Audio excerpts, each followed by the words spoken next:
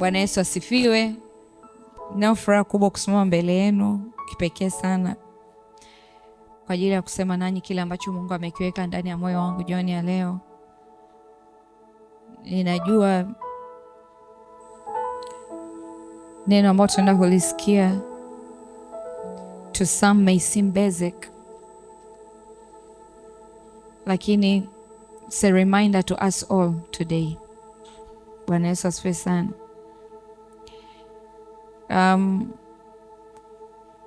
Wakati najiandaa na ibada nikanamwambia Mungu, kwa nini hili neno sasa? Nina hiyo tabia ya kumuuliza Mungu kwamba anapotoa neno kwamba why this word at this time. Najua zile. Na Mungu alinieleza ya kwamba tusipoelewa nguvu iliyo katika neno lake, hatuwezi kuliona hilo neno likimanifest katika maisha yetu. Bwana Yesu asifiwe. Mtumishi wa Mungu Emmanuel wakati anasimama hapa, kwanza nikajua ananihubiria. Anahubiri somo langu. Maana anatembea mle. Lakini usipokuwa na uelewa wa neno la Mungu, usipoelewa nguvu iliyo katika neno la Mungu, hauwezi kuona udhihirisho wa neno la Mungu kwenye maisha yako. Hauwezi kuona matunda ya neno la Mungu kwenye maisha yako. So it is very important, very very important kupata uelewa ulio sahihi. Bwana Yesu asifiwe. Sasa kuna mambo mengi sana ambayo kama Wakristo tunapaswa kwanza kuyaelewa. Unajua tumekuwa tukiishi, napenda sana zama ambazo tupo au majira ambayo tupo, uamsho au watu kutamani kujihusisha na vitu vya Mungu umekuwa mkubwa sana. But watu wanajihusisha na vitu vya Mungu lakini hawana personal relationship na Mungu. Watu wanapenda mass prayers, wanapenda yani vile vitu vya kijumuiya, lakini unakuta watu hawana mahusiano binafsi na Mungu. Kuna vitu vingi ambavyo unapaswa kuvifahamu kama Mkristo. Kuna vitu ambavyo unabidi umwelewe Mungu na sifa zake na namna anafanya vitu. Bwana Yesu asifiwe. Inabidi uelewe utatu. Unajua kuna watu sasa si ni fortunately or unfortunately tumekuwa tukimtaja sana Yesu kuliko Mungu Baba hata Roho Mtakatifu. Kosa nyingine watu ni kama hawaelewi utatu na role ya Mungu Baba, role ya Mungu Mwana na role ya Roho Mtakatifu. Kwa hiyo unakuta saa nyingine tunaomba Yesu nisaidie, lakini Yesu ni channel, tunaomba kwa Mungu Baba. Umenielewa? Kwa hiyo unakuta it's a common error ambayo ipo, lakini saa nyingine ni common error kwa sababu hatuna maarifa. Kwa unamwomba Yesu moja kwa moja, sawa, ukiwa mchanga wa Mungu Baba atakuelewa. Lakini as we grow, as we mature in the spirit, hatutegemei kwamba ufanye hizo error. Lolote mtakalo niomba, si ndio? Kwa jina langu Baba atalifanya. Baba ndiye anayefanya. Basi unaweza usielewe kama haui msemaji wa neno. Lakini kuna vitu ambavyo pia kama Mkristo inabidi uvielewe. Ni kwa habari ya Yesu Kristo, kwa habari ya kazi msalaba na ufufuo ambao Yesu Kristo alifanya. Maana yake nini? Inafanya nini kazi kwetu? Yaani hivyo vitu tunavyoongea ni vitu basic ambavyo kwa neema ya Mungu tukianza hapa madarasa ndio vitu ambavyo tunatakiwa tupite. Kwa ni vitu ambavyo ni lazima uifanyie kazi.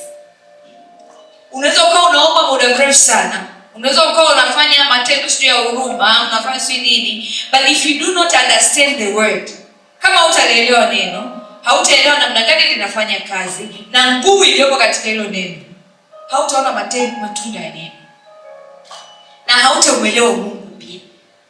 Bwana Yesu asifiwe sana. Kwa tukitambua umuhimu wa neno, thamani ya neno na neno limebeba nini kwenye maisha yetu, itatusaidia sasa kuweza kuona nguvu za Mungu na udhihirisho wa ahadi zake kwenye maisha yetu. Kwa hiyo ili tuweze kulielewa neno la Mungu katika maisha yetu, ni muhimu sana tujue kwanza vitu vingi. Neno la Mungu, kulielewa neno la Mungu pia ni chaguo.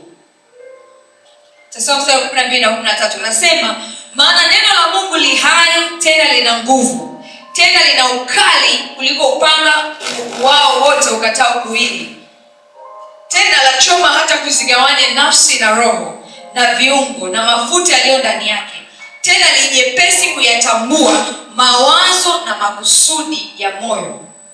Wala hakuna kiumbe kisichokuwa wazi mbele zake, lakini vitu vyote vi utupu na kufunuliwa machoni pake yeye aliye na mambo yote. Neno la Mungu ni zaidi tu ya kusoma haya maneno. Neno la Mungu au kusoma neno la Mungu ni kuruhusu lile neno likusome wewe.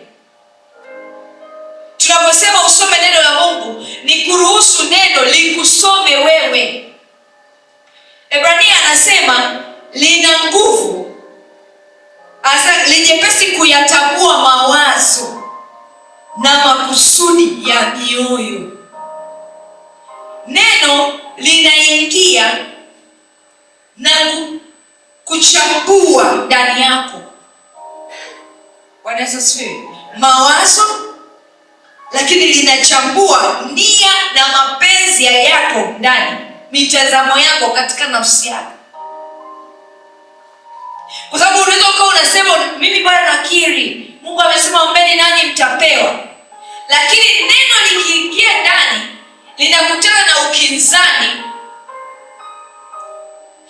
Neno unakiri kwa habari ya labda furaha au mafanikio, lakini ndani likiangalia linaona kwamba wewe umeshaweka mzigo, kama sisi kwetu tumeshaikeoga ili mpaka sisi kuendelea. Kwa neno linapoingia linaenda kuchakachua au kuchakacha vile vitu ambavyo viko ndani ili likutoe pale. Sababu inawezekana umekuwa ukikiri hilo neno kila siku. But neno likija likiangalia ndani halikutani na mazingira ya yeye kuweza kulifanyia kazi au kuachilia kile kitu ambacho limebeba. Tunaelewana? Kwa kusoma neno ni kuruhusu neno kukuunda kwa upya, kukupa mitazamo mipya, kukupa mawazo mapya, kukupa tabia mpya, kutengeneza ulimwengu wako ili sasa kila ambacho Mungu amekikusudia kwenye maisha yetu kiweze kutokea. Kwa tunaposoma neno la Mungu linatupa kumjua Mungu.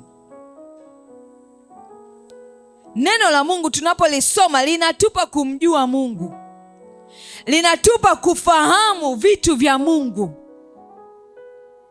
linatupa kuelewa njia za Mungu. Bwana Yesu asifiwe. Tunajua kwamba Mungu wetu yuko kila mahali, si ndio? Yuko mahali pote wakati wote. He's omnipresent. Yuko na sisi hapa, yuko na watu wengine kule Tandahimba, yuko na watu wengine kule Nairobi, yuko na watu wengine kule Philippines. Yuko mahali pote wakati wote. Reading and studying his word itakusaidia kulielewa hilo, kwamba huyu Mungu ni Mungu mwenye uwezo wa kuwepo mahali pote wakati wote. Kwa hiyo haitakufanya kwamba mpaka niende kanisani ndio niombe. Mungu yupo tu kanisani. Yuko na wewe mahali pote. Yuko na wewe nyumbani, yuko na wewe kazini, yuko na wewe kwenye gari, yuko na wewe mahali popote. That understanding alone itakusaidia wewe kumwelewa Mungu na kumpa Mungu ile nguvu ambayo au ule uwezo ambao anastahili. Lakini kusoma neno pia itakusaidia kujua kwamba Mungu anajua yote. Biblia inasemaje? Yeye ndio aliyeumba vyote vinavyoonekana visivyo nini? So he knows everything. Ni yeye anayetangaza mwisho kabla ya mwanzo. Imagine mtu anayetangaza mwisho. Tunaanza safari hapa, tunaenda zetu Dodoma. Anakuambia jamani, tukifika Gairo labda gari itakuwa imetembea muda mrefu sana, itachemsha, kwa hiyo inabidi tupaki tupumzike dakika 5. Yaani mtu anakuelezea mwisho afu ndo anarudi It's only God. Lakini utaelewa hilo pia kama utakuwa msomaji wa nini? Wa neno.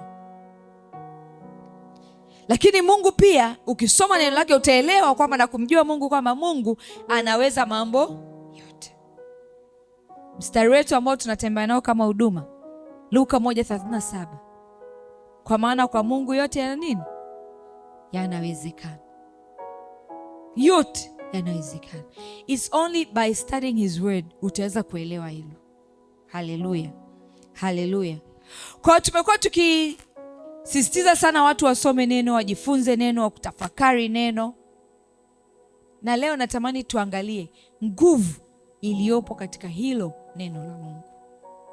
Somo langu siku ya leo ni nguvu ya neno la Mungu. Nguvu ya neno la Mungu. Tunapoongelea nguvu au power, tunaongelea nguvu au uwezesho wa kufanya jambo. Ni uwezesho wa kufanya jambo liweze kutokea au liweze kuendelea mbele. Lakini tunapoongelea nguvu pia ni uwezo wa kutenda au uwezo unaoleta matokeo. Uwezo unaoleta matokeo. Na tunapoongelea nguvu ya neno sasa, tunaongelea mamlaka ya kiungu na uwezo uliopo katika neno la Mungu kuleta mabadiliko au matokeo kwenye maisha ya muamini. Tunapoongelea nguvu ya neno la Mungu, tunaongelea mamlaka, tunaongelea ufanisi wa neno, tunaongelea uwezo uliopo katika neno wa kuweza kubadilisha maisha na kuleta matokeo yaliyokusudiwa kwenye maisha. Bwana Yesu asifiwe sana. Lakini tunapoongea neno la Mungu, ninamaanisha sauti ya Mungu. Neno la Mungu ni sauti ya Mungu. Nilisema pale awali, inaweza ikawa ni sauti ya audible kama hii ya kuongea, lakini inaweza ikawa sauti ambayo iko kwenye maandishi, ambayo ni maandiko. Bwana Yesu asifiwe sana.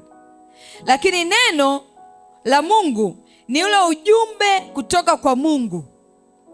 Ni ujumbe kutoka kwa Mungu unaofunua au kuwasilisha kazi zake, mawazo yake, mapenzi yake na makusudi yake kwa wanadamu.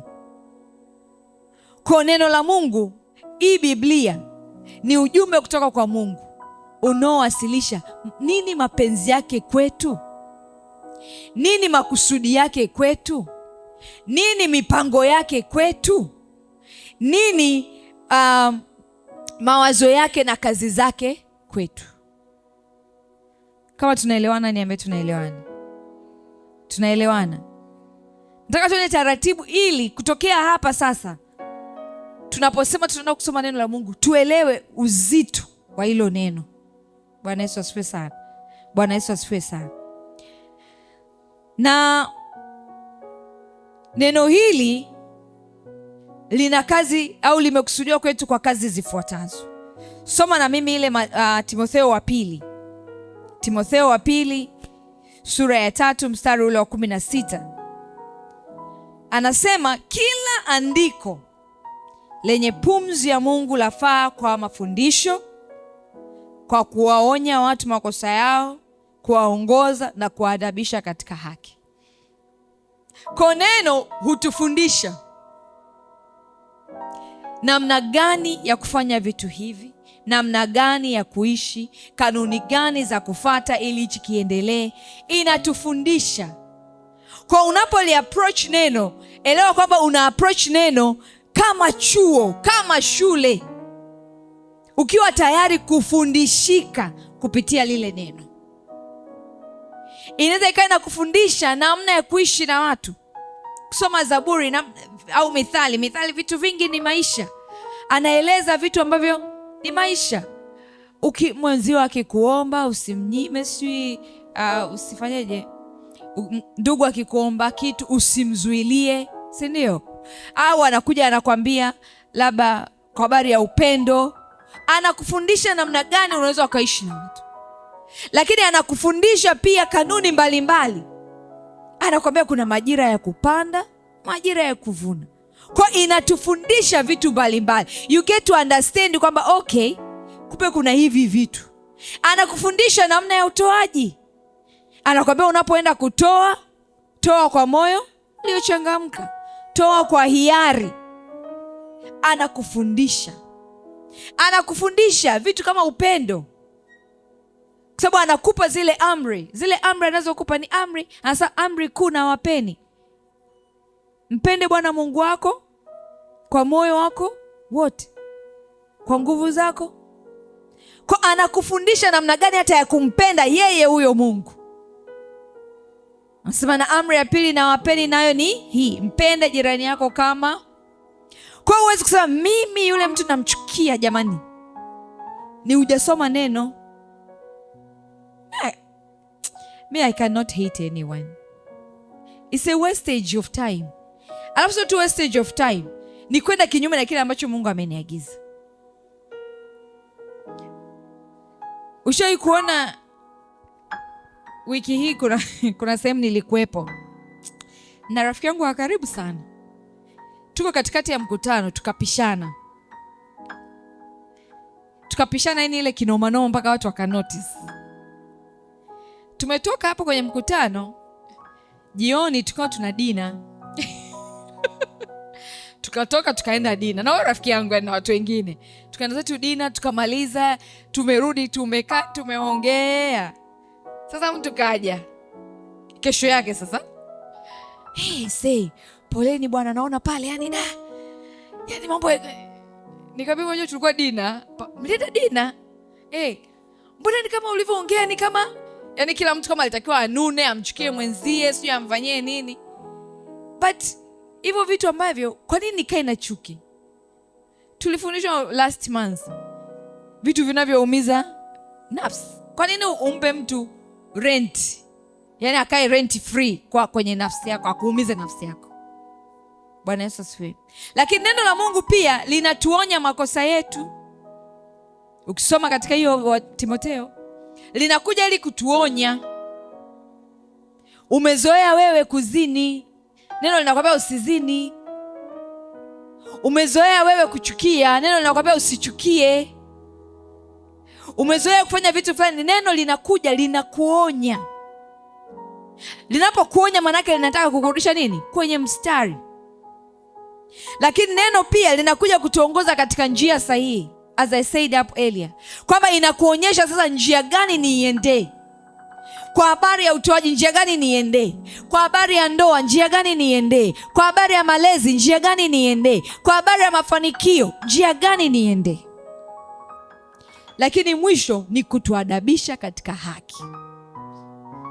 Kutuadabisha katika haki. Haleluya. Sasa kuna kweli za neno la Mungu ambao natamani uzielewe. Kabla hatujajifunza hizi nguvu, lazima tuelewe hizi kweli. Jambo la kwanza, neno la Mungu ni Mungu mwenyewe. Neno la Mungu ni Mungu mwenyewe. Yohana 1:1, hapo mwanzo kulikuwako neno, naye neno alikuwako kwa Mungu, naye neno alikuwa Mungu. Neno ni Mungu mwenyewe. Neno ni Yesu Kristo. Kwa tunapoangalia neno, tunafanya reflection ya maisha ya Yesu. Reflection namna gani tunapaswa kuenenda. Reflection ya namna gani Mungu yupo, kwa sababu tumesema neno ni Mungu, ni sauti ya Mungu. Haleluya. Haleluya. Kwa ni lazima uelewe hili kwamba neno ni Mungu. Kwa usifanye mzana neno. Usichukulie poa neno. Usichukulie poa kilichoandika kwenye neno, sababu utakuwa ni kama unafanya mzaa kwa Mungu ambaye ndiye neno mwenyewe. Tunaelewana? Lakini neno la Mungu ni hai, lina uhai, tena lina uzima. Kusoma Yohana pale 1:4 anasema ndani yake, yani hilo neno ndimo ulimokuwa uzima, ule uzima ulikuwa nuru ya watu. Kwa hiyo neno li hai, neno lina uzima. Hizi ahadi sio ahadi mfu. Kitu ambacho Mungu ameongea huku sio kitu cha historia kwamba kimekufaga. Kwa Roho Mtakatifu ndo anayekupa uelewa. Roho Mtakatifu ndiye anayekupa kukusaidia kulielewa neno na kulifanyia kazi. Na Roho Mtakatifu ndiye anayeleta ile nguvu ya neno kwenye maisha yetu ili ile neno liweze kuwa dhahiri. Tunaelewana? Lakini neno la Mungu au Mungu huliangalia neno lake ili apate kutimiza makusudi yake. Hii ni kweli nyingine ya neno la Mungu, kwamba Mungu mwenyewe huangalia neno lake ili aweze kutimiza makusudi yake. Utasoma hiyo katika Yeremia 1:12. Anasema, ndipo Bwana akaniambia, umeona vema, kwa maana naliangalia neno langu nipate nini? Kulitimiza. Tumekuwa tukisoma tu hivi, tunasikia hii mistari Mungu anapotaka kufanya jambo kwa maisha ya Mkristo au kwa maisha ya muamini, anachokiangalia Mungu ni neno lake linasemaje. Sio machozi yako, sio kwa kutia kwako huruma. Unajua kuna watu wanataka huruma mbele za Mungu. Mtu anaenda yani baba. Anachoangalia ni neno lake, sababu yeye anabanwa na neno lake. Lakini jambo jingine la mwisho, neno linahitaji uelewa wako ili lifanye kazi. Neno linahitaji uelewa wako ili lifanye kazi. Twende pale kwenye Mathayo 13. Mathayo 13 mstari wa 15. Mathayo 13 mstari wa 15. Neno la Mungu anasema hivi, maana mioyo ya watu hawa imekuwa mizito, na kwa masikio yao hawasikii vema, na macho yao wameyafumba, wasije wakaona kwa macho yao, wakasikia kwa sauti yao, wakaelewa kwa mioyo yao, wakaongoka nikawaponya. Yani ukiwa na uelewa wa neno la Mungu, there is no way Mungu hatafanya kile alichokisema. Anasema maana wasije wakaelewa, sawa, wakaongoka nikawaponya. Yaani ukishaelewa neno la Mungu, Mungu hana namna zaidi ya kufanya kile ambacho amekisema. Ndio inakuja ile kwamba naliangalia neno langu nipate kulitimiza. Haiji kabla hujaelewa. Haiji kabla hujaelewa. It needs your understanding. It needs your understanding. Inahitaji ulielewe neno ili liweze kuwa dhahiri.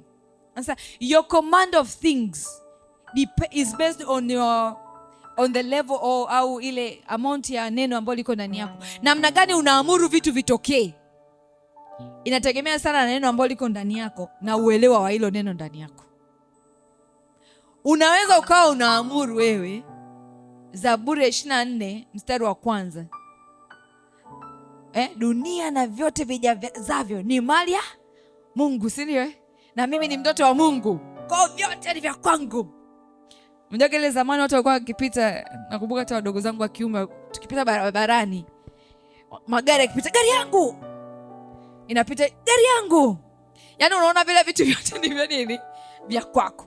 Sasa kuna watu ndio hiyo, kwamba mali, dunia na vyote vijazavyo ni mali ya nani? Ni mali ya Bwana. Na wewe si mtoto wa Bwana, ni mtoto wa Mungu, si ndio?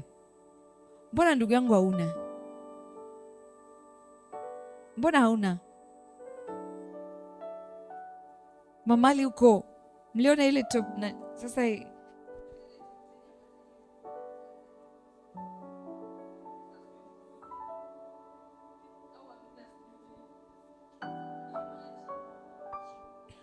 na sisi ni watoto wa Mungu ambaye amejaza dunia yote, because we do not have understanding.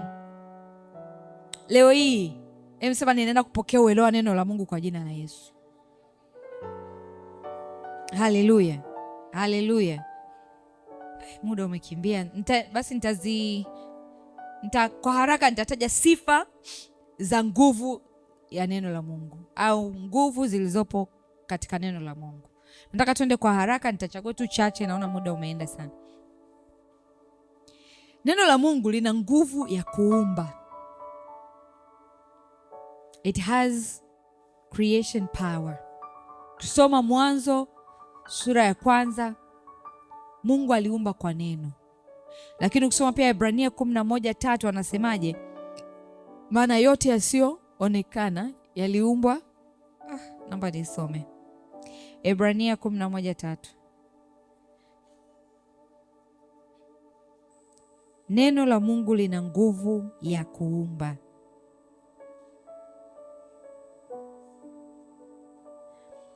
Kwa imani tunafahamu ya kuwa ulimwengu uliumbwa kwa neno la Mungu. Kwa imani tunafahamu ya kwamba ulimwengu uliumbwa kwa neno la Mungu. Kila kitu kiliumbwa kwa neno la Mungu.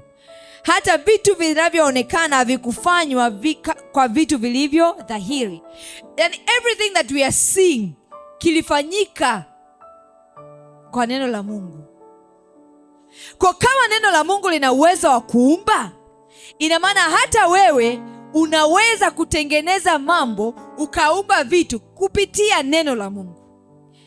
Lakini ni lazima ulielewe na ulipe uthamani hilo neno na ujue nguvu iliyopo katika hilo neno, ndipo utakapotamka liweze kuumba hivyo vitu. Hii ni siri ambayo ipo katika neno ya Mungu, ya kwamba chochote unachokiona kiliumbwa na neno la Mungu. Chochote unachokiona. Kwa unaposoma neno na neno likakaa ndani yako, unaweza ukaumba vitu. Lakini kutokana lile neno ambalo liko ndani yako, vitu vikatokea. Vitu havitokei based on maneno tu, mere words. Hapana. Ni lazima ukae. Kwa chochote unachokitaka au vile vitu ambavyo unavidesire ambavyo viko ndani ya mapenzi ya Mungu, unapokuwa na uelewa neno la Mungu na ukaelewa hii nguvu, you can create. Bwana Yesu asifiwe sana. Bwana Yesu asifiwe sana. Lakini neno la Mungu pia lina nguvu ya kuleta mabadiliko kwenye maisha yetu. Transformation. It has transformation power. Ukisoma katika kile kitabu cha Isaya sura ile 55, Isaya sura ile 55, neno la Mungu linasema,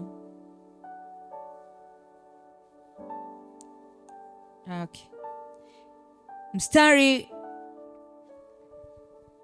wa 10 na 11. Nasoma neno la 11, anasema, ndivyo litakavyokuwa neno langu litokalo katika kinywa changu, halitanirudia bure, bali litatimiza mapenzi yake, nalo litafanikiwa katika mambo yake niliyoyatuma. Kuna vitu ambavyo kwenye maisha yetu, mawazo yetu, maisha yetu ya kiroho, maisha yetu ya kimwili, yanaweza kubadilika pale tu neno linapoingia ndani yetu.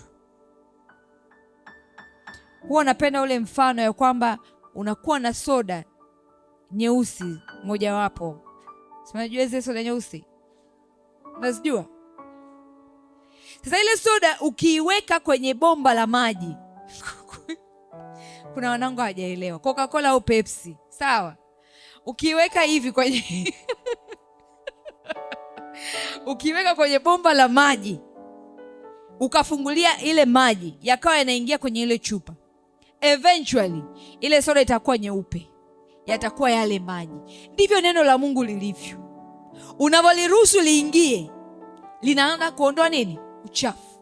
Linaondoa uchafu, kunaondoa mitazamo, inaondoa mawazo fulani ambayo sio, inaondoa tabia fulani ambazo sio. Na kumbuka nimesema Roho Mtakatifu ndio mshirika mkuu katika neno.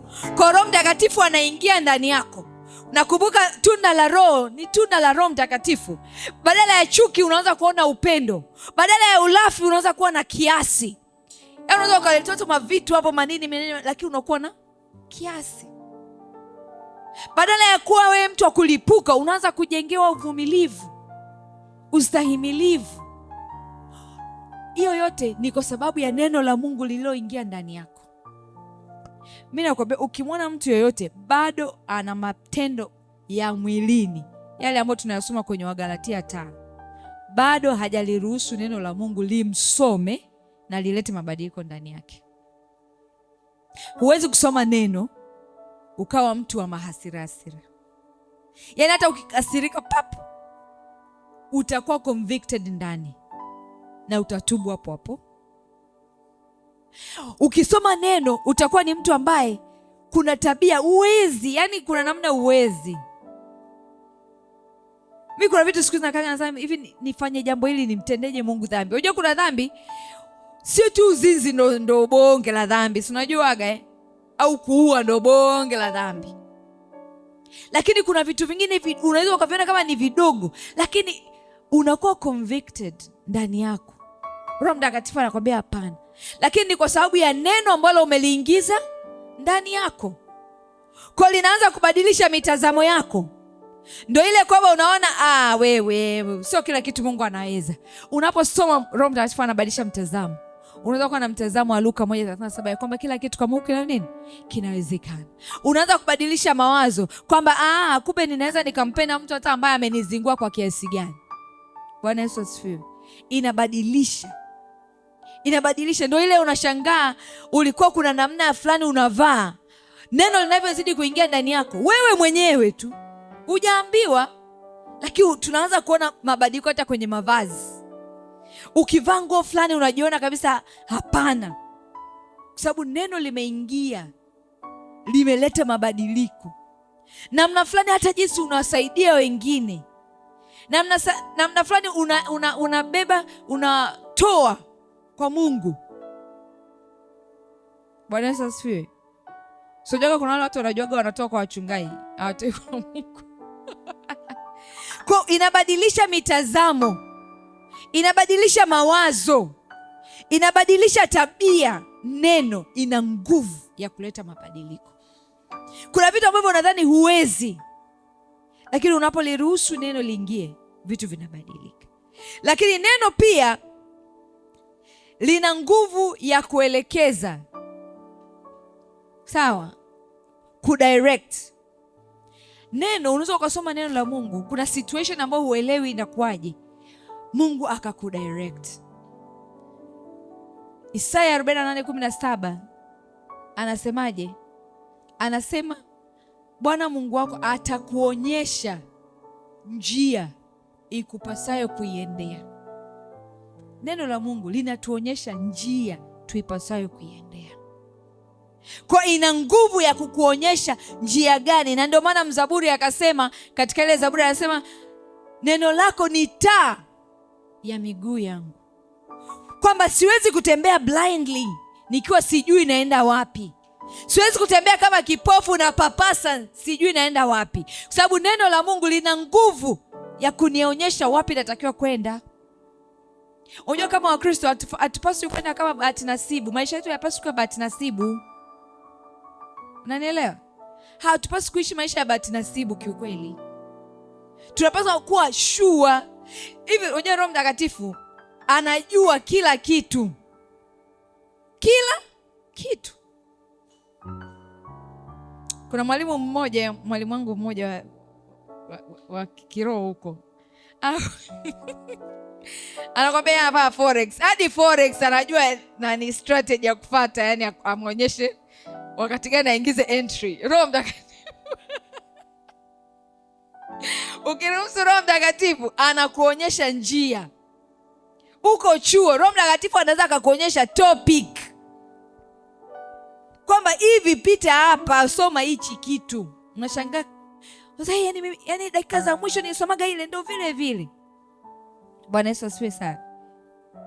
Lakini Roho Mtakatifu, neno la Mungu pia lina nguvu ya kuhuisha. It have reviving power. Kusoma Zaburi ya 138:7, Mzaburi anasema nijapokwenda katika shida utanihuisha. Neno la Mungu linahuisha. Kuna wakati ni kama unaona umechoka. Kuna wakati ni kama unaona maisha yameishia hapo. Kuna wakati unakuwa na maumivu na mauchungu ndani yako. Lakini neno la Mungu lina uwezo sasa wa kuleta faraja. Uwezo wa kuleta tumaini. Uwezo wa kukuencourage.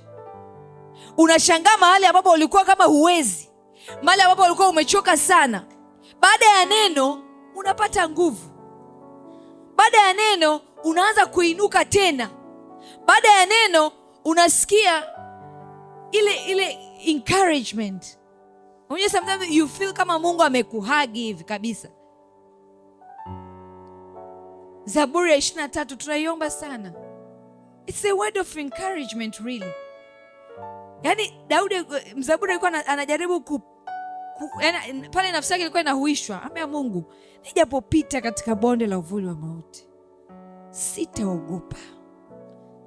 Kwa unapata faraja, unapata nguvu kwamba hata katika hili Mungu hataniacha. Hata katika hili. Haleluya. Kwa neno linaweza kuleta faraja. Neno linaweza kuleta tumaini. Mahali ambapo ulikuwa umekata tamaa kabisa, unashangaa unapata nguvu mpya, unapata faraja mpya. The word comforts you, it inspires you. Unainuka tena, unaanza upya. Lakini neno pia lina nguvu ya kujenga imani yetu. Ebrania 10:17 anasema neno imani huja kwa kusikia neno la Mungu, si ndio? Imani huja kwa kusikia neno la Mungu. Kwa ni neno la Mungu ndio linaloleta nini? Imani. Kwa utakapolielewa neno la Mungu, utakapolisikia neno la Mungu, ndipo imani yako itakapofanya nini? Itakapoimarika, itakapokuwa. Haiji tu kwa kusikia lile neno, kwa kulisikia na kulielewa lile neno la Mungu. Unashangaa mahali ambapo wewe kila siku ulikuwa ni mtu wa kuona kwamba hivi vitu haviwezekani. Mimi sijui kama hichi kitu kitafanya. Yaani imani yako inakuwa chini kila wakati. With the word of God, with the understanding of the word, unaona imani yako inafanya nini? Inakuwa kubwa. Lakini ya mwisho, kwa sababu ya muda, neno lina nguvu ya kufunua. Power to reveal. Power to reveal. Ina nguvu ya kufunua. Inafunua nini? Neno, kupitia neno tunafunuliwa namna gani ulimwengu uliumbwa, si ndio? Neno linatufunulia dhambi iliingiaje na Mungu alifanyeje kuleta tena kuondoa hiyo dhambi au kutupa nafasi ya pili. Ni neno ambayo linafunua true nature ya Mungu, asili ya Mungu, asili ya upendo wa Mungu. Haleluya. Kumbuka ya kwamba kuna watu ambao wanadhaniki Mungu ni Mungu yeye Mungu mkali tu, Mungu wa visasi tu, Mungu wa kufungua ardhi watu iwameze. Lakini ukisoma neno utaona Mungu anakufunulia kwamba Mungu ni Mungu wa upendo. Kuna watu walizingua nyinyi kwenye Biblia, lakini unasoma namna gani ambavyo Mungu aliwarudia, aliwarejea. Unaona asili ya Mungu ya upendo. Ina nguvu ya kufunua. Ni kupitia upendo huu ambao Mungu alimleta Yesu Kristo. Ni kupitia upendo huu ambao rehema zake, tunaambiwa rehema zake na neema zake ni mpya kila asubuhi. Ndio maana unazingua saa hizi, ukitubu amefuta na amesahau.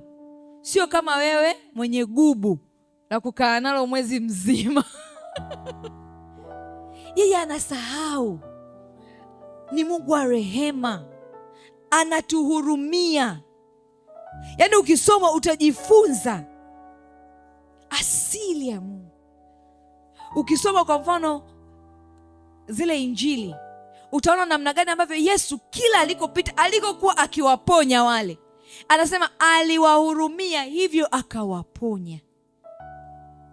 Unaelewa asili ya Mungu. Neno la Mungu linafunua hayo yote, na unaweza kuona kwa ukubwa namna gani ambavyo Mungu yupo. Haleluya, haleluya. Lakini jambo kubwa sasa, ninapomalizia, tumejifunza neno ni nini? Tumejifunza kweli ya neno la Mungu. Tumejifunza nguvu zilizopo katika Mungu, lakini jambo kubwa ni sisi kujenga mahusiano na Mungu. Wapendwa, tujenge mahusiano binafsi na Mungu. Najua umezaliwa kwenye familia watu wameokoka, au wewe mwenyewe ndio umeokoka. Thank God for a prayerful mother, prayer warrior, si nini na nini. Lakini jenga mahusiano binafsi na Mungu. Kumbuka nimesema neno ni Mungu mwenyewe. Usimtafute Mungu kwa sababu unataka kitu. Mtafute Mungu kwa sababu unampenda kama baba. Unatamani mahusiano naye. Usilazimishwe kuja ibadani. Usilazimishwe kuomba. Usilazimishwe kusoma neno. Usilazimishwe kumtumikia. When you have a personal relationship with God, hivyo vitu vinakuja very natural. Very natural. Kwa kuna wakati mimi huwa na maindigi, yani labda mtu asipofanya vitu vya Mungu Lakini recently Mungu amenifundisha ya kwamba hawa watu hawana mahusiano na mimi. Kwa hiyo ile amri kuu ya kumpenda Mungu kwa nguvu zake zote, kwa akili zake zote, hawezi, kwa sababu hana mahusiano na Mungu. Ukimpenda Mungu utapenda vitu vyake. Hautaingia tu kwenye neno ukaingia ChatGPT, Bible verse for prosperity. Si ndio tunafanyaga hivyo? Mistari ya Biblia kwa ajili ya mafanikio. Nitakufundisha, nitakuonyesha nini. Mungu umesema katika Zaburi 32. Utaanza kuwa na mahusiano na Mungu. Na ndiyo kitu muhimu zaidi ili uweze kulelewa neno lake. Na ili ile nguvu ya neno la Mungu iweze kufanya kazi kwenye maisha yako. Bwana Yesu asifiwe sana. Kwa soma neno. Siku hizi tumerahisishiwa. Biblia hizi unaweza ukadownload kwenye simu yako. Karibia wote hapa tuna smartphones. Kwani usitumie hata dakika 2? Read a chapter a day. Hata kama sio chapter a day, kwa sababu cha Tanzania labda ndefu. Soma hata mistari michache basi kwa siku. Usiache siku ipite. Na unaposoma neno, soma neno, observe katika lile neno pale, hivi kuna kitu gani hapa? Nini kilitokea? Haya mazingira yalikuwaje? Ili neno naweza nikaliapply vipi kwenye maisha yangu? Si ndio? Halafu omba, Mungu nimesoma ya kwamba ulifanya 1, 2, 3. Ninaomba unisaidie. Mungu nimesoma 1, 2, 3. Ninaomba unisaidie. Bwana Yesu asifiwe. Pata muda wa kutafakari neno. Unajua saa nyingine pia kwa nini hatuone hizi nguvu? Because we had to meditate on the word. Hatupati muda wa kutafakari.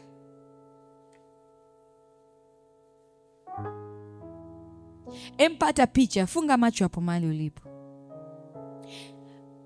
Neno la Mungu linasema, utamkumbuka Bwana Mungu wako, maana ndiye akupae nguvu za kupata utajiri. Nguvu za kupata utajiri. I want you to just tafakari hicho kipande. Akupae nguvu za kupata utajiri.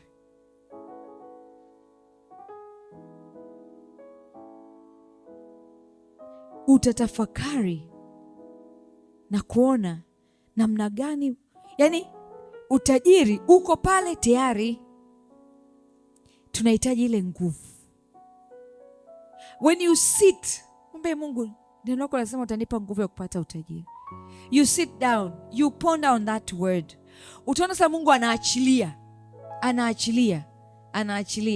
Turudi sasa, mnaweza mkanani moja kwa moja.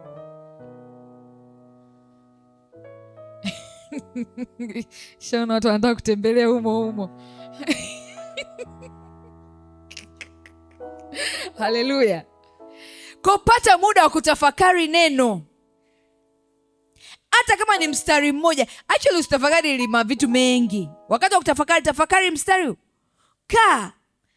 Yale ulio Google, yale mistari ya kufanikiwa, chukua mmoja. kaa sehemu ya utulivu, tafakari. Kutafakari pia ni kuingia kwenye ile neno, kujenga picha na kuruhusu Mungu aachilie sasa vitu. Bwana Yesu asifiwe. Lakini kikubwa ambacho natamani kutafuta kupata uelewa wa neno, nyingine ikazaa 30, vipimo 30, ikapima vipimo 60 na vipimo 100, inatokana na uelewa wa neno. Kwenye Mithali anasema, mwanangu, katika yote tafuta nini? Maarifa. Kwa gharama yoyote tafuta maarifa. Hivi kweli una bando la kuingia TikTok kuanzia saa 3 usiku mpaka saa 6? Unakosa bando la kuingia YouTube kusoma, kusikiliza watumishi wa Mungu?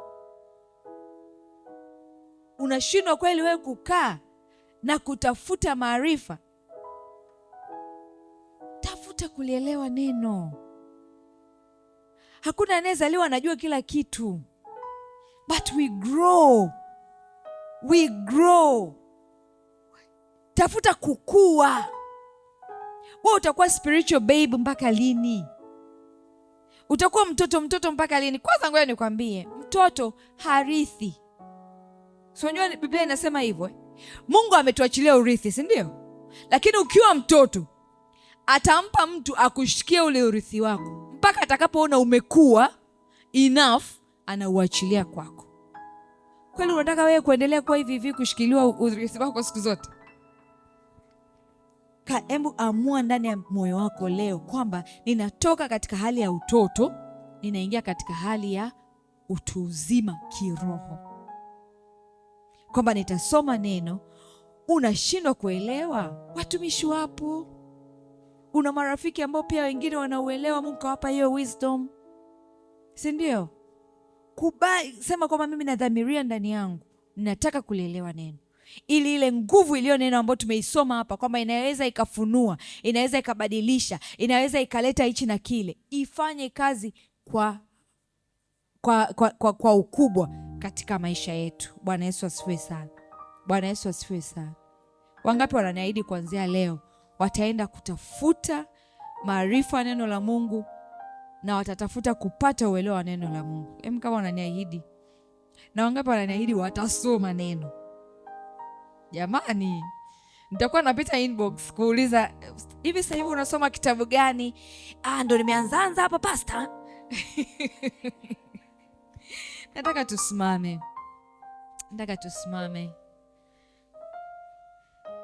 As I said, hili neno limekuja kwa sababu Mungu haoni vitu vikitokea, lakini sio kwamba hataki, ni kwa sababu anajua, anaona hamna uelewa. Kwa tusimwangushe Mungu jamani. Bwana Yesu asifiwe. Let's do our part. Let's read. We can't command what we don't know. Afu Mungu anasema anaongeaga to the level of our understanding of the word. Hallelujah. Hallelujah.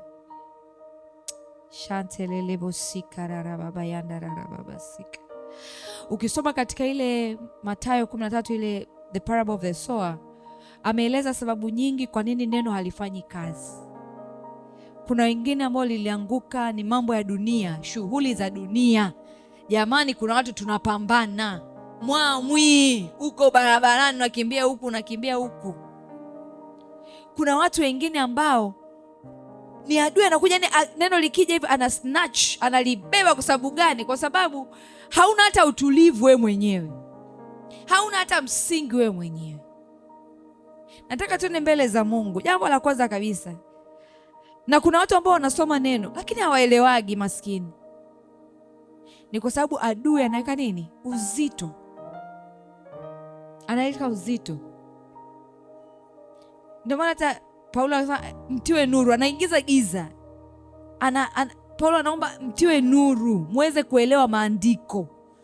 Sababu anaweza akakupa giza, yaani unasoma lakini uelewi. Nasikia kitabu fulani kigumu sana kile. Kwa sababu ya giza ambalo uko nalo au uzito uliokuwa nao. Mwombe Mungu, jioni ya leo nimesikia neno lako. Ninatamani kuiona hiyo nguvu ya neno katika maisha yangu, lakini siwezi peke yangu. Umesema neno lako nikiliruhusu litapita na kuchakata yale ambayo sio yako. Mwambie Mungu, naomba uniondolee uzito, ninaomba uniondolee kizuizi chochote kinachofanya nisielewe neno yako. Halafu mwambie Mungu, ninaomba kuanzia sasa. Mtumishi wa Mungu alisema kuna wakati unaomba kiu, kuna wakati unachukua hatua. Wengi hapa si kwamba hatuna hiyo kiu. Wengi hapa sio kwamba hatuna uelewa kwamba ni muhimu kusoma neno, lakini tumekuwa tukitingwa aidha na mambo au tukichukulia vitu poa. Mwambie Mungu, ninakuhitaji, ninakuhitaji. Mwambie Roho Mtakatifu, wewe uliye mshirika mkuu wa mimi kulielewa neno lako, nisaidie. Kuna watu ambao mitazamo imekuwa kizuizi, kwa sababu kuna vitu ambavyo ulishawahi kuvisikiaga kwa ukaweka kama block. Leo hii mwambie Mungu, ninaachilia yote. Nataka unijaze kwa upya, nataka unisaidie. Mwambie Mungu, nataka neno lako lilete mabadiliko kwenye maisha yangu. Mwambie sitaki kuwa yule mtu wa Mkristo wa kawaida. Ninasema ninasoma neno wakati sifanyiji, halina mabadiliko yoyote. Mwambie God, nataka kuona mabadiliko. Haleluya. Nataka tukiwa tunaimba wimbo huu, mwambie Mungu, I surrender everything. Kama kuna kitu chochote ambacho kimekuwa kikinizuilia mimi kusoma neno lako, chochote ambacho kikinizuilia mimi kuelewa neno lako, mwambie Mungu, ninaleta yote msalabani sasa. Ninaleta yote mbele ya kiti chako cha enzi, Bwana. Ondoa uzito wote ambao upo ndani yangu. Ondoa giza lote lililo ndani yangu. Mwambie Mungu, nipe kulielewa neno lako. Mwambie Mungu, nipe kulielewa na kulitafakari neno lako. Nipe kulitendea kazi neno lako, ili yale matunda ya neno lako yakapate kuwa halisi kwenye maisha yangu. Resha tarara baba yanderere bobosi kerere bobosha tarara baba yanderere bobosa. Everything I give to you, I surrender all to you. Everything I give to you,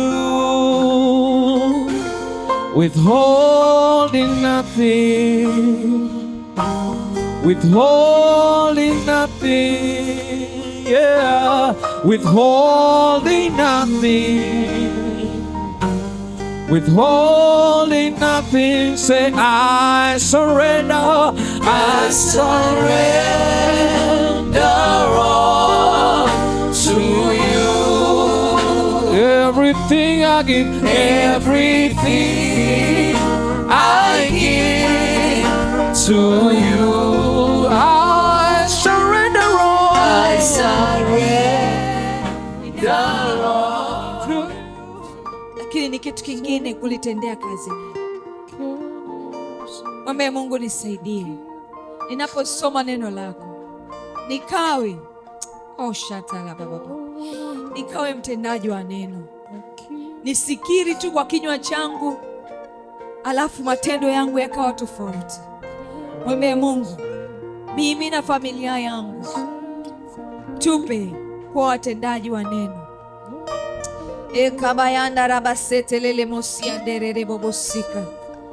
Your word says, oh God, be ye doers of the word. Ya kwamba tuwe watendaji wa neno. Baba, jioni ya leo ninaomba hiyo neema ikaachiliwe kwa watoto wako. Umesema mzigo wako si mzito wala nira yako Baba, na nira yako ni laini. Ninajua Bwana, hakuna neno lililo zito. Hakuna neno ambalo linatufunga tushindwe kugeuka au kutembea nalo. Ninaomba hiyo neema ya kuwa watendaji wa neno Bwana. lolote ambalo lilikuwa katika mioyo yetu, kwenye nafsi zetu, likawa linatuzuilia tusiwe watendaji wa neno, leo hii Baba ninaomba ukang'oe, kama ambavyo mwanao mpendwa Yesu Kristo alisema, kila pando ambalo hujalipanda Baba utaling'oa. Ninaomba ukanoe hayo mapando ambayo yamesababishwa tushindwe kuwa watendaji wa neno, na kuanzia leo Jehova, katika jina la Yesu Kristo, mashatalabayakade remonte lebosika rara babayanda, kila elimu, kila mitazamo, chochote ambacho kinatuzuilia kuwa watendaji wa neno, kila maumivu, kila uchungu ambao ulisema sitakuja kupenda, sitakuja kuheshimu, sitakuja kutii, Baba tunaangusha hizo ngome jioni ya leo. Ile hali ya ubinafsi ya kusema siwezi kutoa kwa sababu mimi nilicho nacho ni kidogo. Neno lako linasema yupo yule aonekanaye kama anatapanya, kumbe ndiye anayekusanya. Help us to carry the right attitude, oh God. Help us kubeba mitazamo iliyo sahihi, ili tuweze kuona zile baraka ulizotuandalia Mungu. Tusaidie Bwana, tuwe sababu ya wengine kutamani kuwa karibu na wewe. Tusaidie Bwana, tuwe sababu ya kuvuta wengine, watakapoona tunaonyesha upendo pamoja na yote waliotutendea, wakajua yuko Mungu mwenye upendo. Tunakuhitaji Jehova. Mwambie Roho Mtakatifu, mwambie Roho Mtakatifu nitie nguvu. Empower me Holy Spirit. Roho Mtakatifu rafiki yetu, sasa utapokea nguvu takapojiliwa na Roho Mtakatifu. Release your power, Holy Spirit. We surrender to your power. We surrender to your leadings. We surrender to your promptings. We surrender to your direction. Roho Mtakatifu, wewe ndiye uwe usukani wa maisha yetu. Ninakataa kujiendesha mwenyewe. Ninakataa kujiendesha kwa namna ya dunia. Ninakuhitaji Roho Mtakatifu. Ninakuhitaji Roho Mtakatifu. Gusa maisha ya watoto wako. Pale penye ugumu umesema tutapokea nguvu. Pale penye udhaifu umesema tutapokea nguvu. I release the power of the Holy Spirit. I release the power right now. Baba, atiza kwa upya. Atiza watoto wako kwa upya. Kwa upya. Kwa upya. Kwa upya. Shalabahanta labasikerere bobo yandarara babasa. Zetile mantala la babaseteri hanta la bos. Ela bahata la baba yanderere bobo sikerere bobo yandarara babasa. Zile bos. So you can Kwa dakika moja nataka ufumbe macho yako. Nataka ufumbe macho yako. Naomba ngoma pia isimame. Hebu mruhusu Mungu aseme nawe. Funga tu macho hapo ulipo. Inaweza kaika ni kitu kipya kwako. Yes. Roho Mtakatifu yuko mahali hapa. Anataka kusema nawe. Mruhusu aseme nawe. Holy Spirit, we are ready. Shalabahata labosikerere bobo. Oh, thank you, Holy Spirit. Yes. Yes. Yes. Yes. Yes. Kuna watu wanapata confirmations. Yes. Roho Mtakatifu, asante. Asante. Yes. Yes. Yes.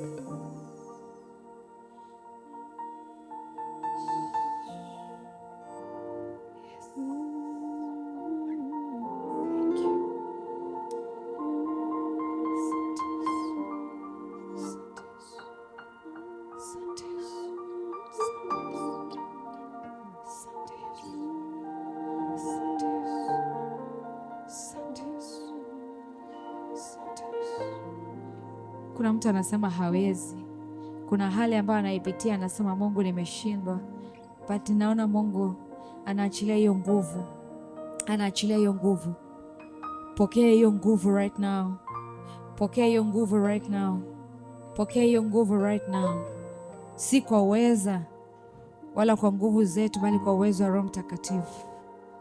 Yes, there is power. There is power that has been released.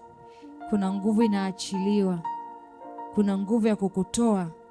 Kuna nguvu ya kukusaidia kuendelea mbele. Yes. Ayo maumivu, ayo machozi ya gizani. Hasha talabahante levosi amanta. Retalala baba sikerere bobo yanda rara baba sikerere bobo yande. Zetelele bo santa ya baba yande. Karara baba yande rere bo site ya hanta ya mo.